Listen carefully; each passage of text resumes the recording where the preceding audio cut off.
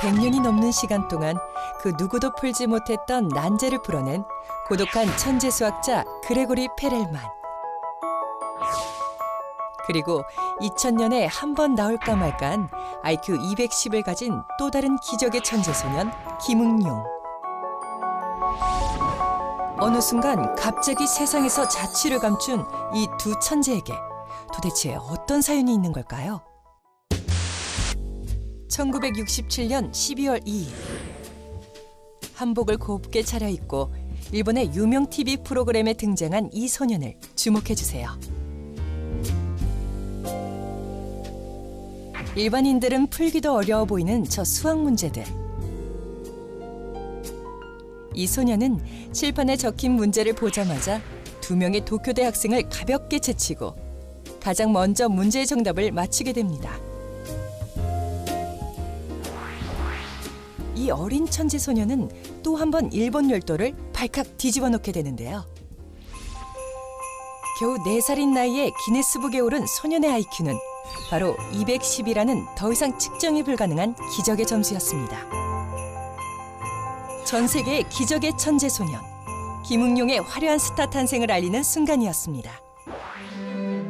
러시아에서도 수학에 남다른 재능을 보이는 또 한 명의 천재, 바로 그리고리 페렐만입니다. 페렐만은 어린 시절부터 조용하고 조숙한 학생이었는데요. 어딘가 특별하다고 볼 만큼 두드러지는 아이는 아니었습니다. 하지만 16살에 처음 출전한 국제 올림피아드 대회에서 러시아 국가대표로 출전하여 금메달을 얻게 됩니다.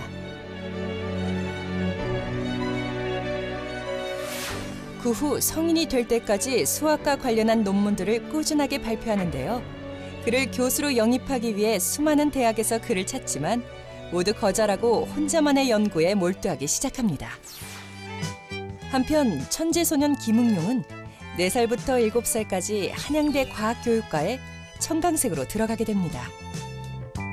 영재 교육이 따로 없던 시절이라 다른 대학생들과 물리학을 함께 공부를 하게 되는데요.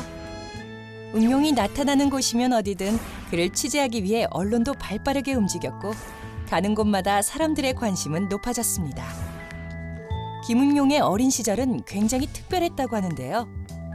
태어난 지 3개월 만에 엄마, 아빠라는 단어를 말하기 시작했고 3살 때부터 4개 국어를 자유자재로 구사했다고 합니다.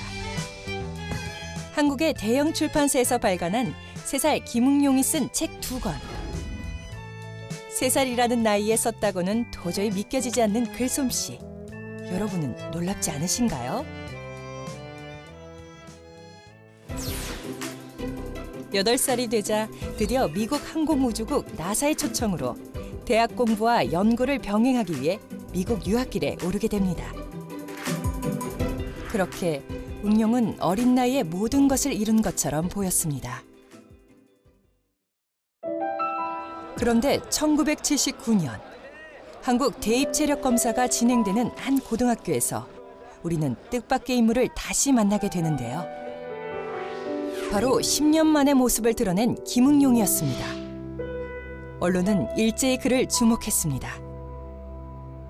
그해 치른 대입 검정 시험에서 100점 만점에 평균 65점을 받아 실패한 천재라고 불렀는데요.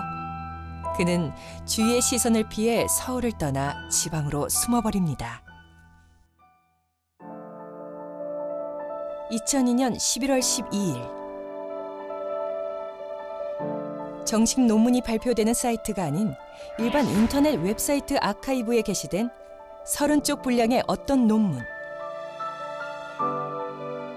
그 논문은 바로 100년이 넘도록 그 누구도 풀지 못했던 푸엥카레의 추측을 풀어놓은 것이었는데요.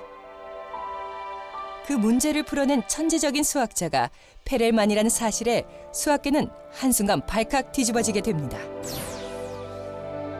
2000년 클레이 수학연구소에서는 미해결된 수학 문제를 두고 상금 100만 달러라는 어마어마한 상금을 내걸었는데요. 세계 7대 수학 난제라고 불리는 가장 어려운 문제. 그중 하나가 페렐만이 풀어낸 푸엥카레의 추측이었죠. 페렐만이 가뜩이나 놀란 수학자들을 더욱 감탄하게 한 것이 하나 더 있었는데요. 그것은 기존의 수학자들이 전혀 생각하지 못했던 물리학 방식을 수학에 도입해 이 문제를 풀었다는 점입니다.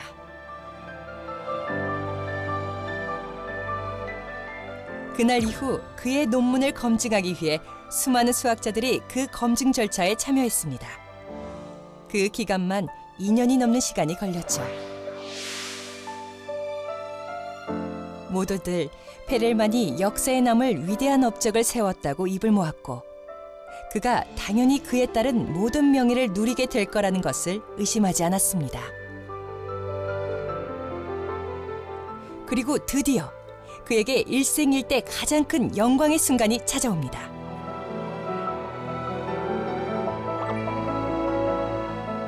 (2006년도) 수학계 노벨상이라고 불리는 필즈상 시상식. 사람들은 모두 페렐만이 올해의 수상자가 될 거라고 확신했습니다. Grigory Perelman from St. Petersburg. 그런데 I regret that Dr. Perelman has declined to accept the medal. 페렐만은 끝내 시상식에 나타나지 않았고 그는 모든 명예와 상금 일체를 거부하고 세상에서 자취를 감췄습니다.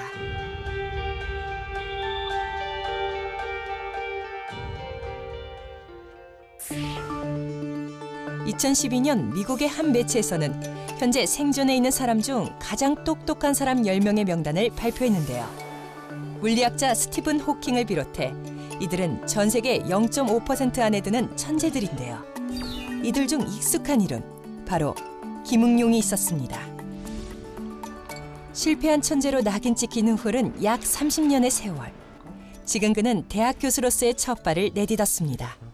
학교에 와서 수업하고 나머지는 제 하고 싶은 걸 하니까 그게 최고 아닌가요? 내가 하고 싶은 걸 할 수 있다는 게. 그러니까 잘 지내고 있다고 얘기할 수 있죠. 그는 실패한 천재가 아니었습니다.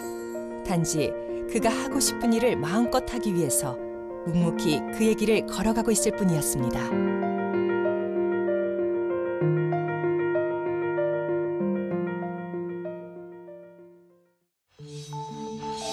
그렇다면 2006년 필즈상을 거부한 이후 자취를 감춘 페렐만은 과연 어떤 삶을 살고 있을까요?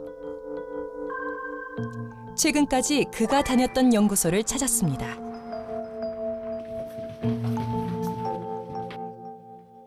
역시 페렐만은 없었고 오직 그에 대한 기록만이 남아 있었습니다.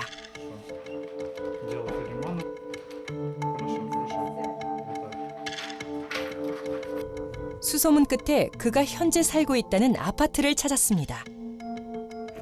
오랜 기다림 끝에 페렐만을 만날 수 있었습니다. 과연 그와 이야기를 나눌 수 있을까요? 그에게 인터뷰를 요청해봤습니다.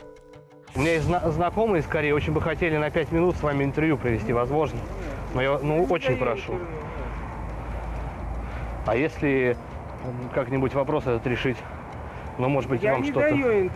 Ну, на 5 минут, пожалуйста. 그는 끝내 인터뷰를 거절했습니다.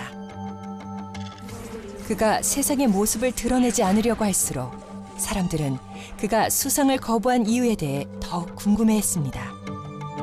그리고 그는 한 매체와의 인터뷰에서 무겁게 입을 열었습니다.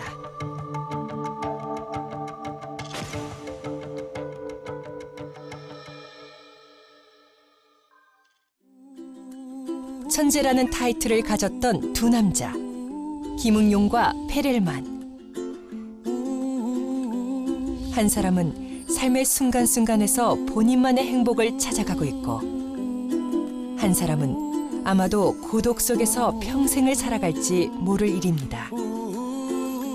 하지만 확실한 건 두 사람 모두 자신이 하고 싶은 일을 계속 해나가고 있다는 것입니다.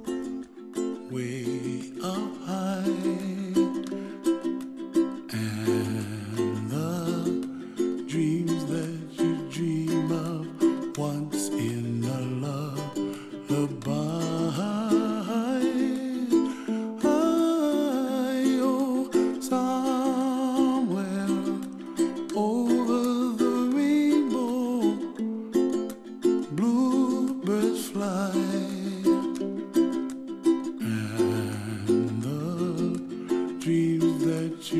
dream of dreams really do come true.